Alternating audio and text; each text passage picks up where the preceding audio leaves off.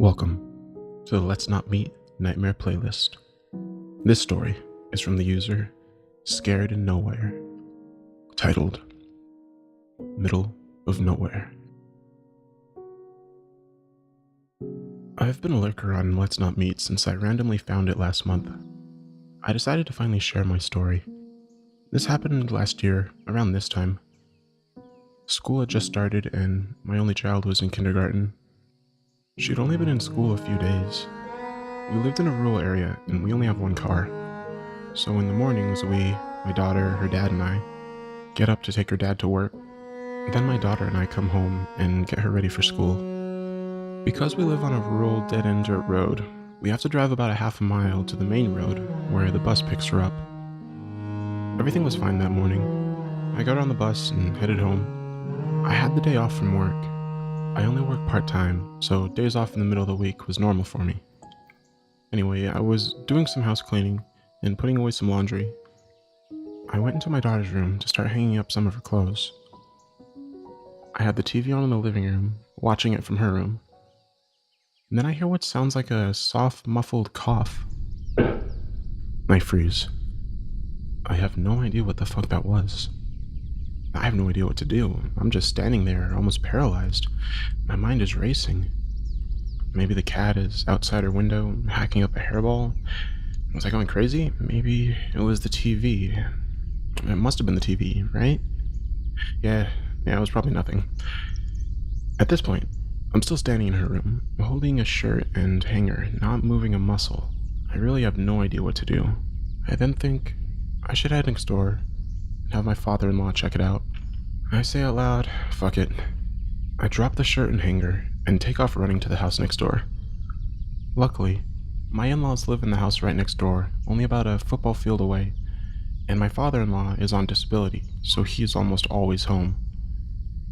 He's in his mid-60s and on an oxygen tank most of the time, so I don't really know what I thought he could do to help protect me, but I was just really freaked out and didn't want to be alone.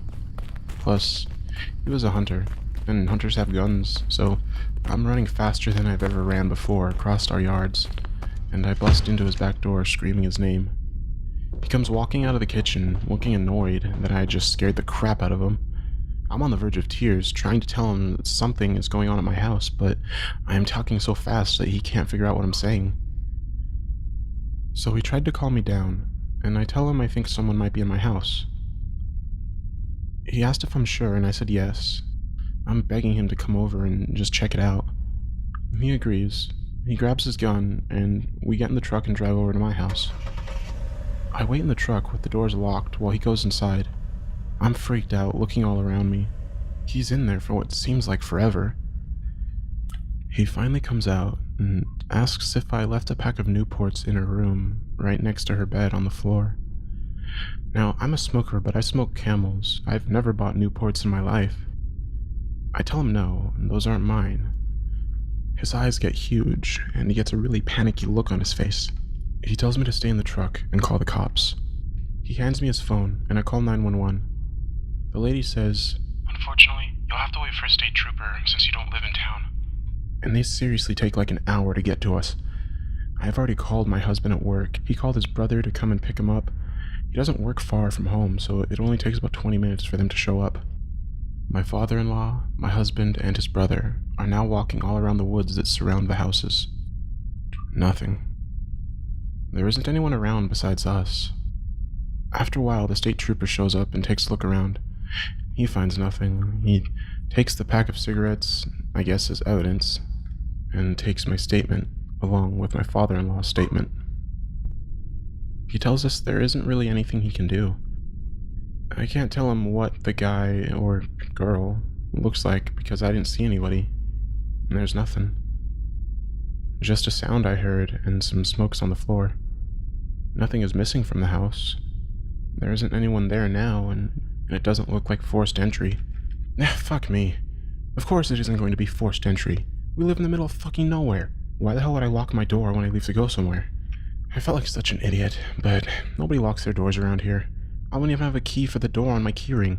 We just keep it on top of the outside fridge as a just in case. After the trooper leaves, My father-in-law gives my husband the gun to hold in case someone comes back. My husband and brother-in-law changed all the locks on all the doors that day, and now we keep a key on both our key rings and keep the doors locked at all times. We didn't take our daughter out of school that day. She was only 5 and we thought it would stress her out. We just let the school know to be on the lookout for some weird activity, and we had a talk with our daughter about stranger danger and what to do if she sees someone in the house she doesn't know.